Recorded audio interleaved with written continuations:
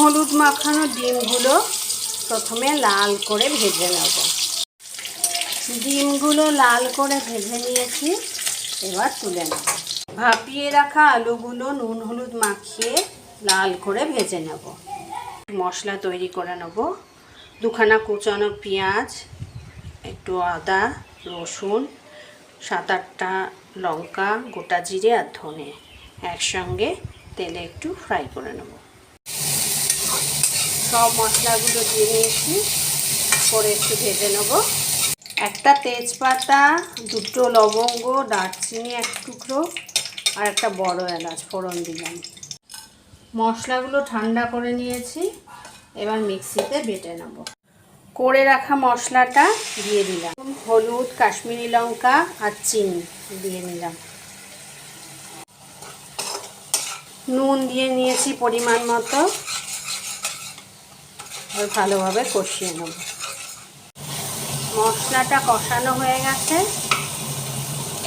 এবার মশলা ধোয়ার যে জলটা ছিল সেটা দিয়ে দেব। গন্ধরাজ লেবু কেটে নেব। আলুগুলো ভাপিয়ে রেখে ভেজে রেখেছিলাম, দিয়ে দিলাম। ডিমগুলো ভেজে রেখেছিলাম, দিয়ে দিলাম। ডিমটা হয়ে গেছে, এবার বন্ধ করে দেবো ওভেন। এবার গন্ধরাজ লেবুর অর্ধেকটা আমি ওর ওপর দিয়ে দেবো, তারপর চাপা দিয়ে রাখবো। আর সার্ভ করবার সময় খোলাগুলো তুলে নেব। বেশ কিছুক্ষণ চাপা দিয়ে রেখে দেবো। গন্ধরাজ ডিমটা আমার হয়ে গেছে, এবার এই গন্ধরাজের খোলাগুলো তুলে ফেলে দেবো, করে সার্ভ করব।